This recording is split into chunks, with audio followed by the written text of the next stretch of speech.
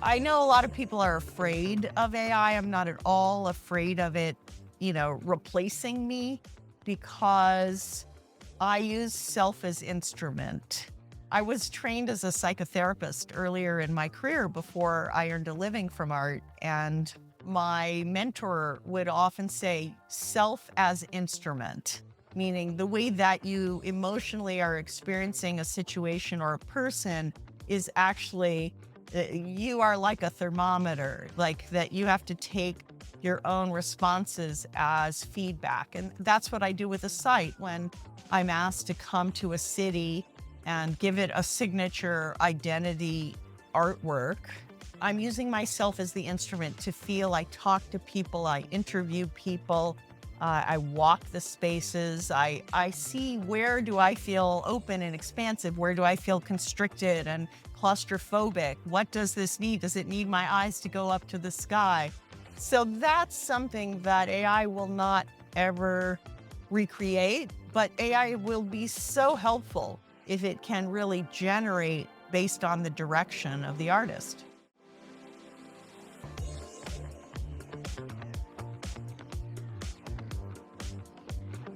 Hello, and welcome back to The Leadership Dance, where we explore the art of leadership with trailblazers in business and the arts.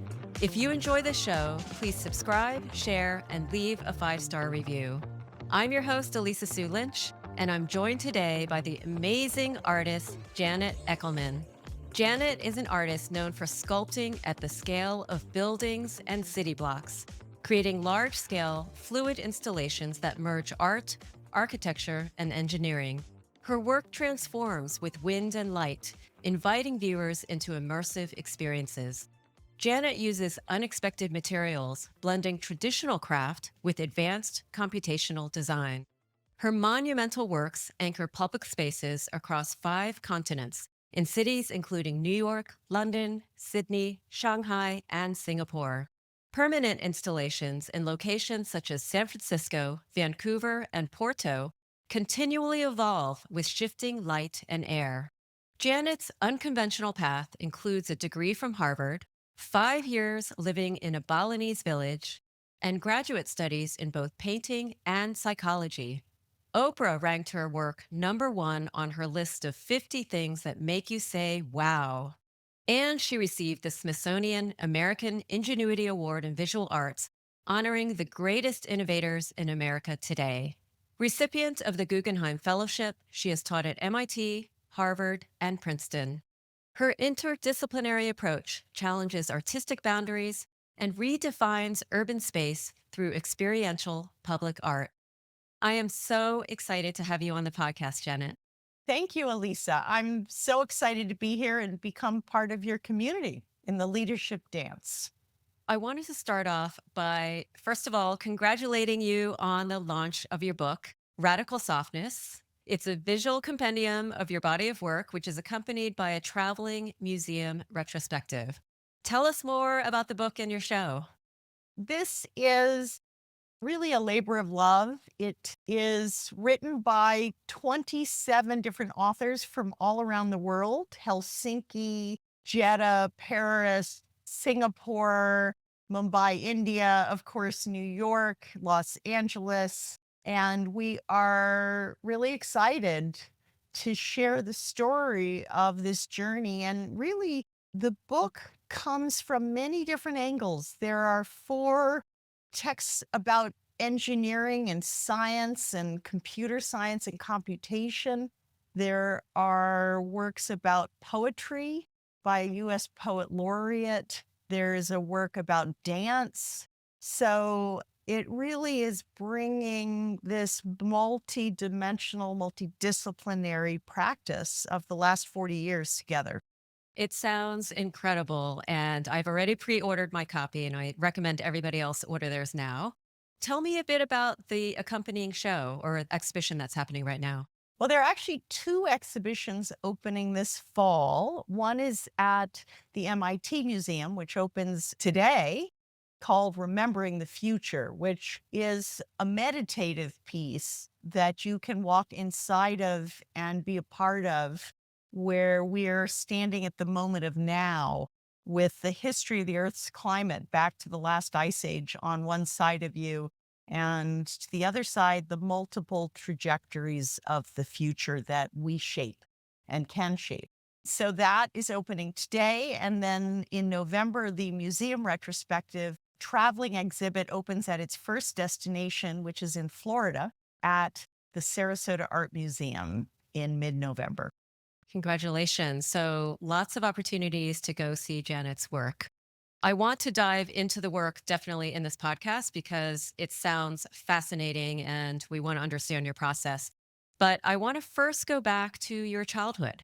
You have had an unconventional journey in your life to get to where you are today. Go back to the beginning. What were you like as a child and what influenced you to become an artist? My childhood, I was the youngest and fourth child of many older brothers. And I would often play in the front yard, like with like flowers or leaves and trees. I think there definitely was a nature spirit there.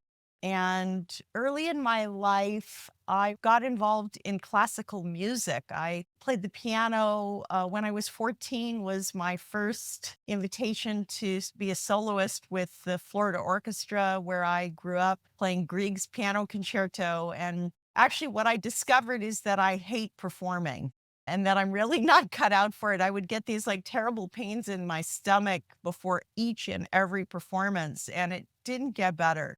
And that really made it clear to me that I did not want to become a classical pianist.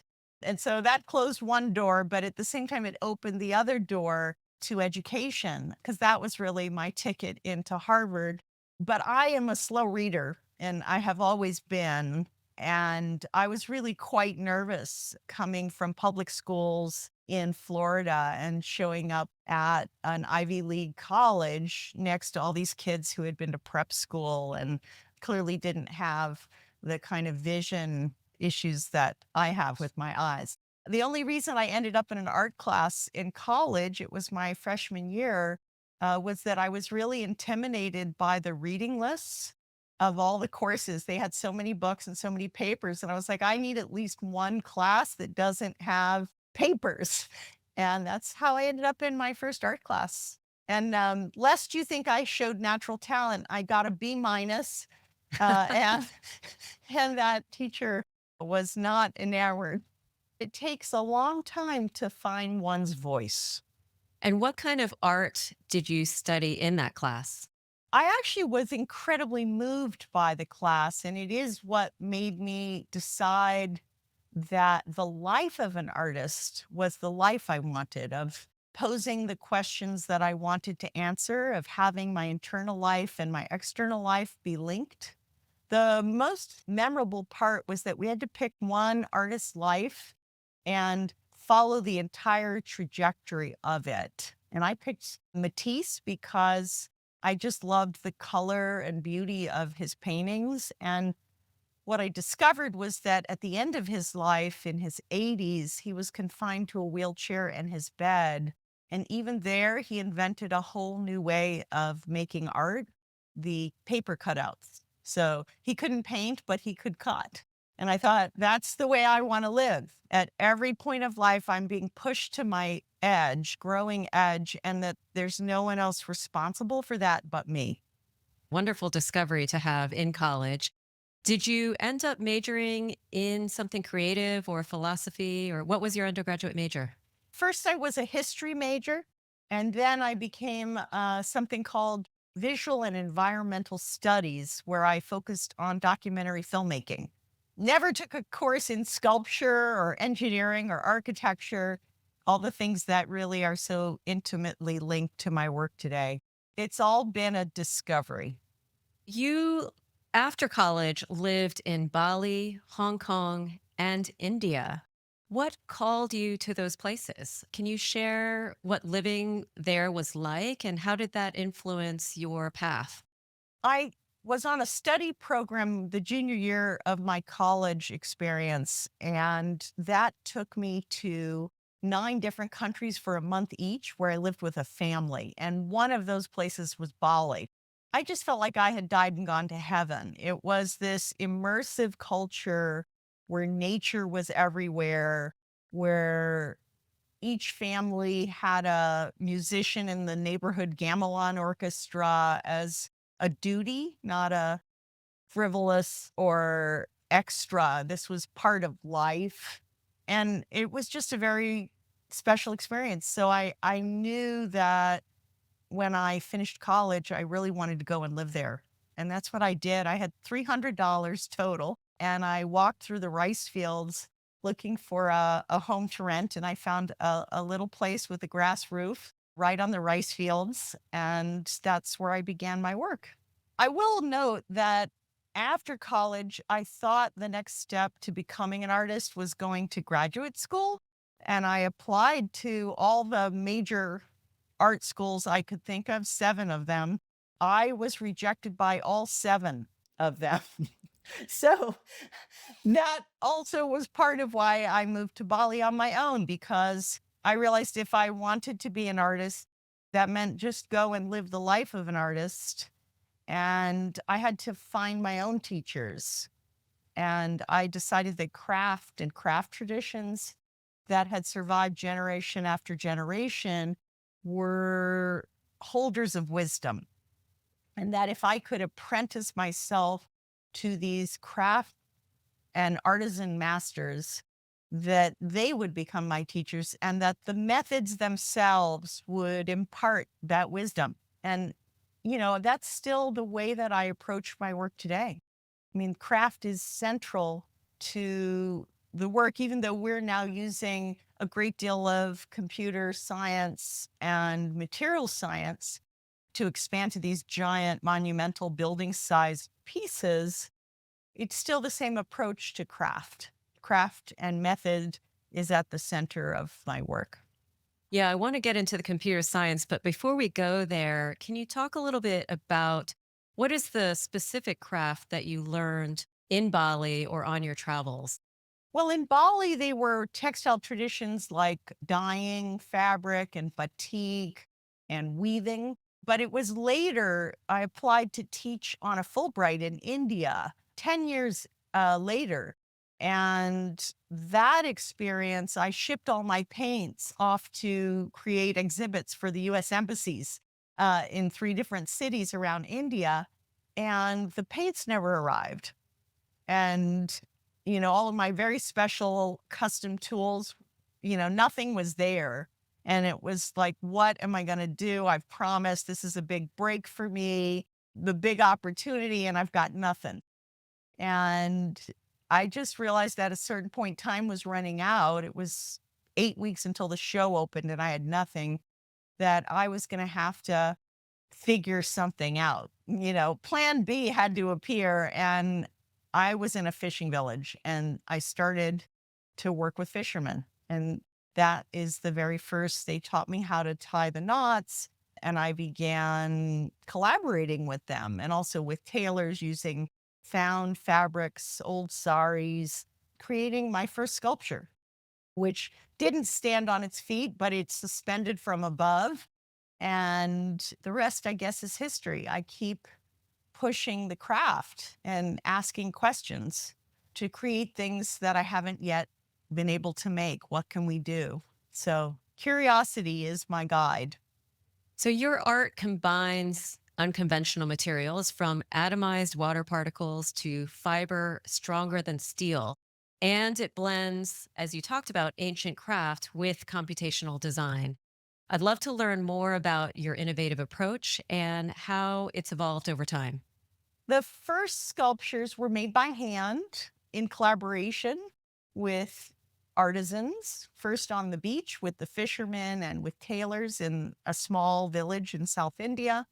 And then gradually, as my work has begun to scale up larger and larger, I needed to be able to create digital 3D models that I could share with an independent engineer who could analyze them and stamp construction drawings in order to get a permit to build them. My work has to meet the same standards that a skyscraper has to meet in terms of building code. If a building has to withstand 155 miles per hour of wind, my art has to withstand 155 miles per wind. And so I need to be able to speak the same language as architects and engineers. And that's what started this 15-year journey of developing our own technology. We have our own proprietary software that enables us to model the three-dimensional forms and drape the nets and understand how gravity will form and shape the art. And I work intimately with structural engineers and aeronautical engineers who are, who I basically worship. And I'm very privileged to work with such thoughtful, not only brilliant, yes, expert, but also led by their own curiosity. SOM has been engineering many of my recent works. They're also the lead engineers of the world's tallest building, the Burj Khalifa. Same engineer who led that project as part of our team, Bill Baker, and along with Alessandro Baghini and Nicole Wang. I'm just so privileged because it's not, I have an idea and then I pass it to them and they engineer it. It's a much more intimate and integrated process where I'm asking them what's possible. They tell me, and then I generate ideas. Then they explain this works and this doesn't work. And then, so it's this back and forth that each time, each iteration grows. So my collaborators, which also include architects, landscape architects, lighting designers, city officials for permits, clients, of course, are key. Enlightened clients are the sort of backbone of what creates good art. Without the enlightened point of view, the work just won't flourish. So it's a real collaboration. It's so interesting that you designed your own software, of course, with collaborators. What gave you the confidence to do that? It was driven by need, or were you inspired by somebody? It was driven by need, but in fact, it would never have occurred to me as an artist that I could commission or generate my own tools. Initially, I was just searching for tools, and I was married to a computer scientist, my late husband, David Feldman, who worked at Apple. We went to visit Frank Gehry, the architect. I had been introduced to him about this issue of what computer software would enable me to build these works. And I knew that Frank had innovated with his own computer software, which is now widely used, and his office licenses that software to many different designers and architects. And I said, Frank, please tell me, what software do you think would enable me to do what I want to do? And he was sketching. He was very excited about the work. He said, I've never seen anybody do anything like this. You should not adapt yourself to the tools that exist. You should develop them yourself because you need to be present at every decision-making point so that you are shaping the way it develops. And that advice was really essential. And that's what we've done. It's that I never give up. Whatever it is I want to do, it's just one step at a time, building the path to where I need to be. You have talked about working with architects, engineers, landscape design. So there's a lot of planning involved with your work. But how do you navigate the balance between planning and, say, improvisation? How do you make it art? How do you manage that tension between the structure and freedom as an artist? Well, that's a really good question, Alissa. I was struggling with that issue. Like, how do I keep the work alive? How do I keep growing? And how do new ideas develop when I was getting these permanent commissions from not just private clients, but public cities and entities where I was making a commitment to design permanent works? That was a lot of tension. And what I realized is that temporary projects I sort of have two different buckets. I have these temporary projects where I take risks and I experiment and I sort of test them out. They may only need to last for a day or a month. And it enables me to try new kinds of ideas like I imagined that I could attach these things to skyscrapers and infrastructure, and that conceptually and practically, a much more sustainable approach to bringing public art to cities. If we use the structure we already have, the embedded carbon that's already there, and we use that in order to create these large scale cultural icons that bring us together. That was an idea, but I had to test it, and I had to test that on temporary projects first.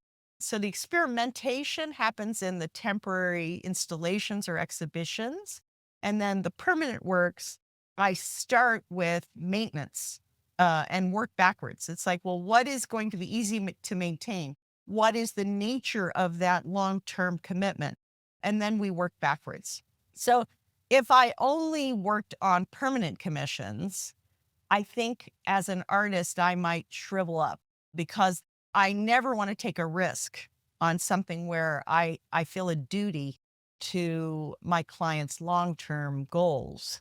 And at the same time, these temporary projects are where a lot of experimentation, new materials, new approaches, new tool development is all done. And then once we do these projects, then we test them. I do a LiDAR scan where a three-dimensional scan is taken like a point cloud, and then we compare the digital model and the point cloud of what was actually built and make sure that they are close or the same. And when they're not, that gives us the information to keep refining and improving the tools.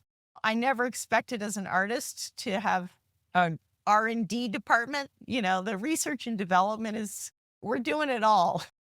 You have been talking about this process, and it's been really fascinating to hear.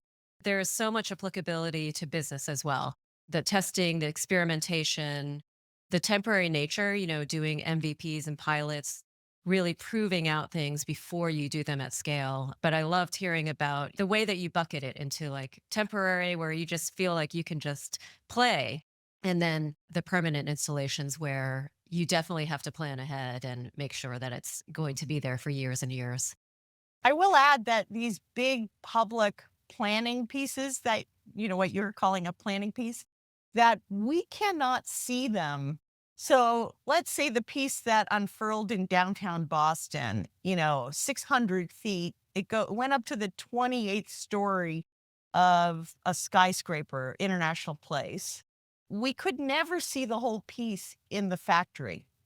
So it is very much in our minds, in our document, as we build, section at a time, roll it up in the factory. It goes into like one crate, until it is unfurled in the city and then attached to the buildings.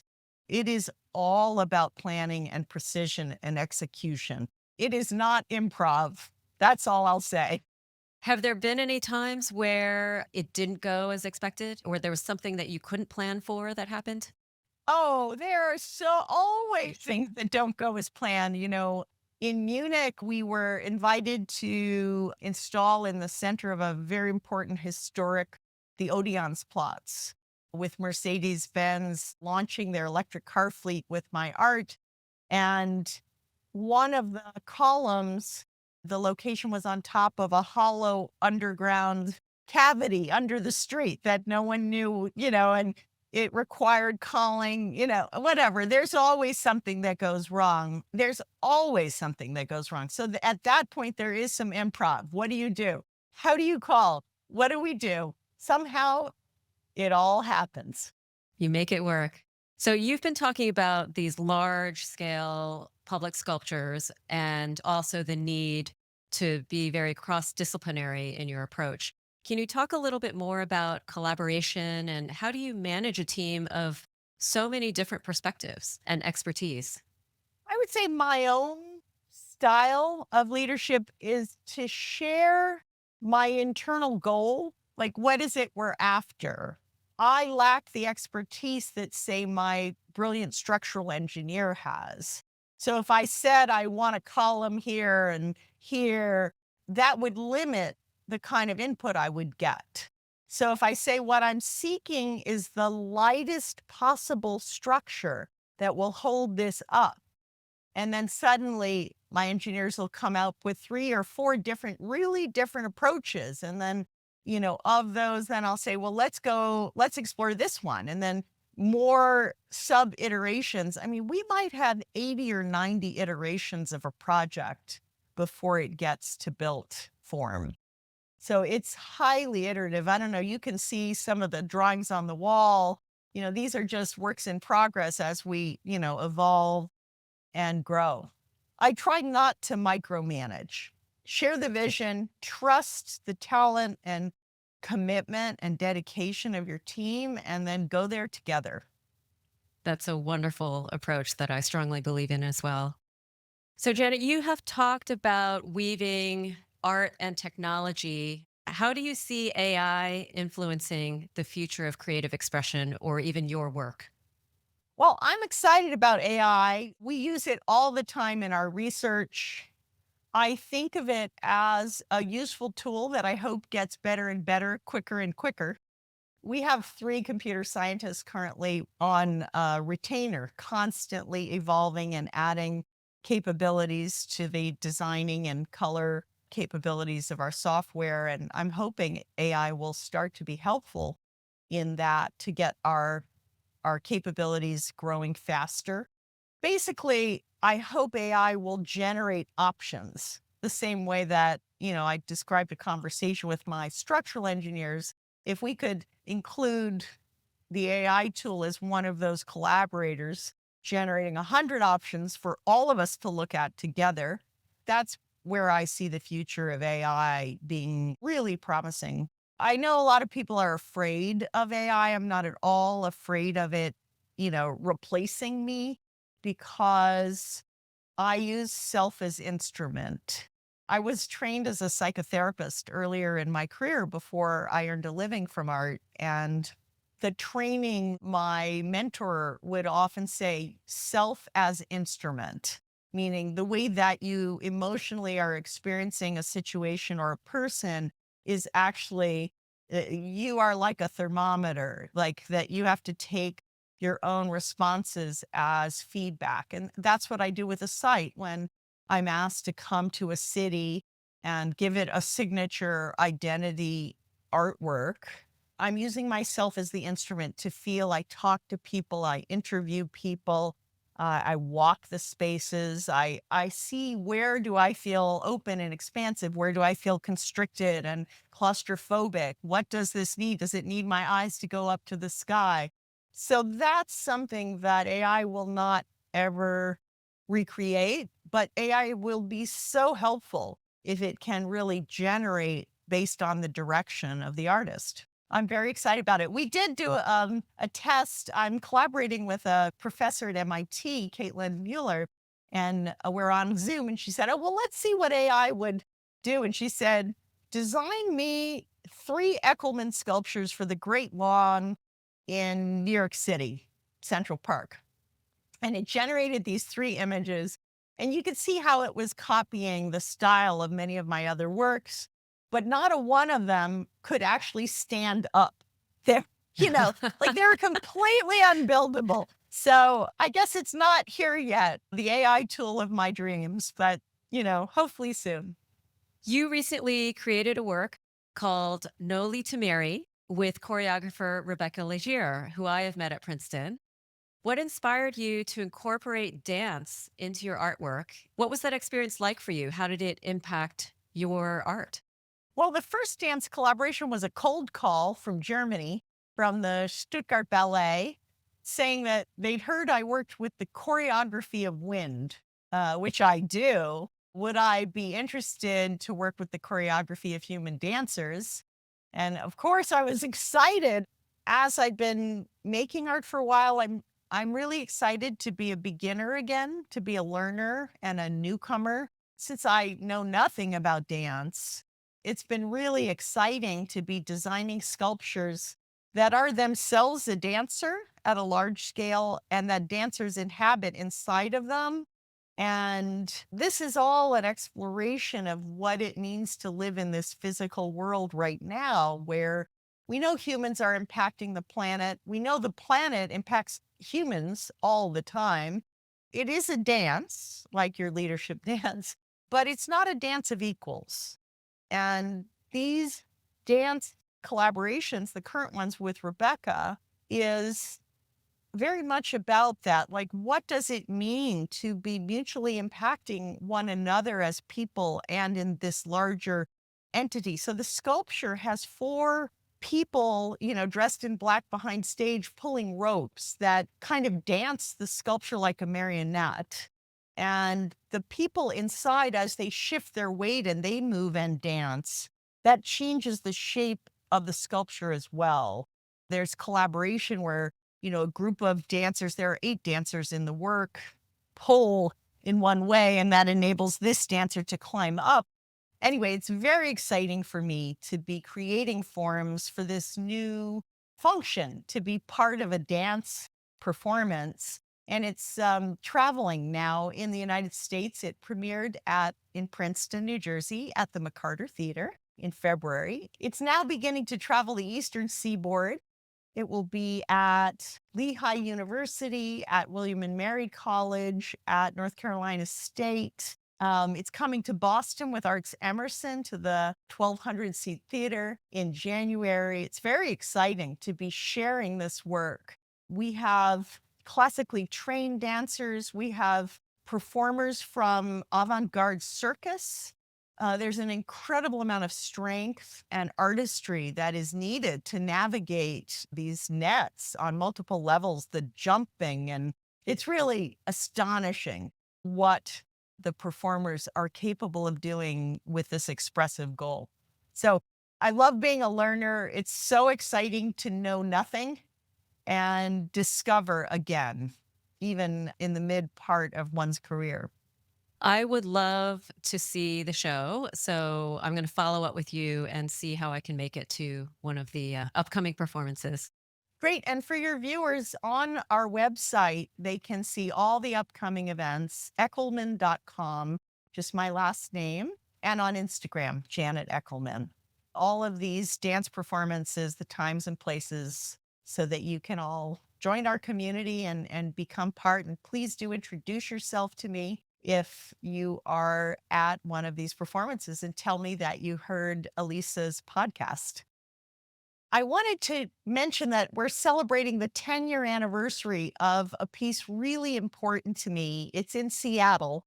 It's called Impatient Optimist, and it's installed at the Bill and Melinda Gates Foundation in downtown Seattle.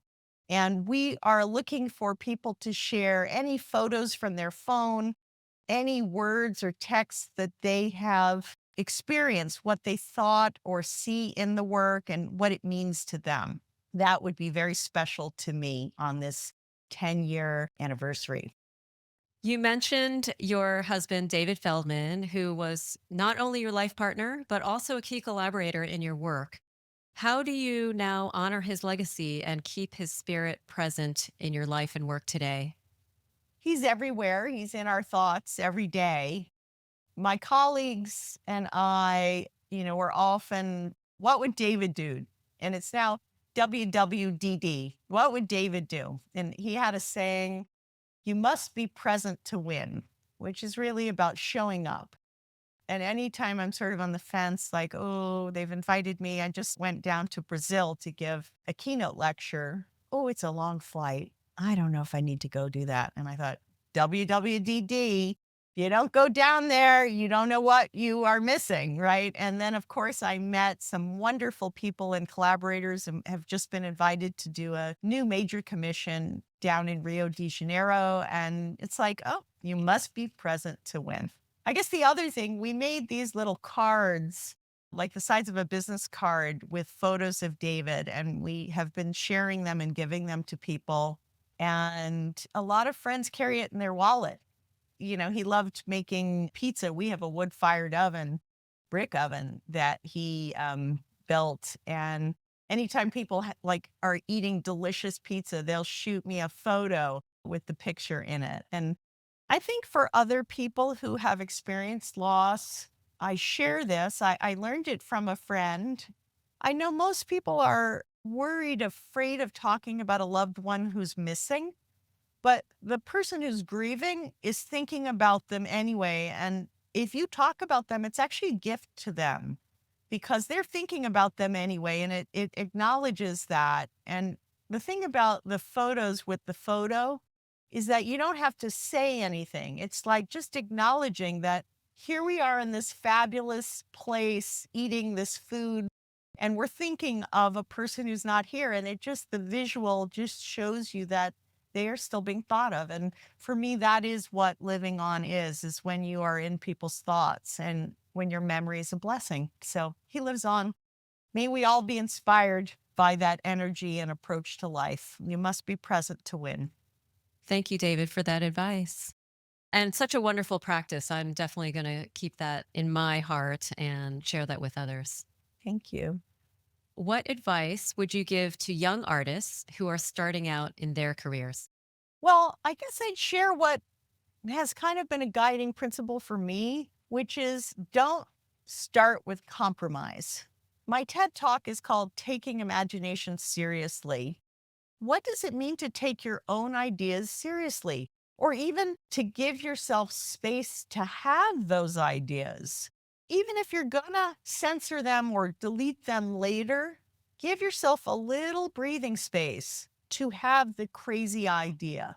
Give yourself time to say, okay, what are 10 outlandish ideas of products that you as a business person would like to offer? Even if they're impossible, to give yourself space to assuming anything is possible, dot, dot, dot. I do a lot of that. Then later you can throw that one in the trash bin and that one's not buildable and this is crazy and that'll be too costly and blah, blah, blah. But at least have a chance to kind of not compromise, dream big. And I would say for a young person, I realized that I was going to have the rest of my life to compromise. And if my dream was to be an artist making art all day, it wasn't about going to school or art school to do that. It was just to live the life of an artist. I didn't need very much money to live. I mean, I was living on $250 a month, but I had all my time. And that's what was really important to enable me to grow as an artist. So don't start with compromise. Give yourself space to really imagine. Give your imagination the fullest range before letting the critical brain go in, which is important too. Both sides are important, but what happens is that the critical brain kind of squishes your imagination before you really get to develop your ideas. So that's my advice. That is great advice, not only for young artists, but for all of us, for sure. Janet, congratulations again on your new book and exhibition. And I encourage everyone to order their book today at echelman.com. And you can also follow Janet on Instagram at Janet Echelman.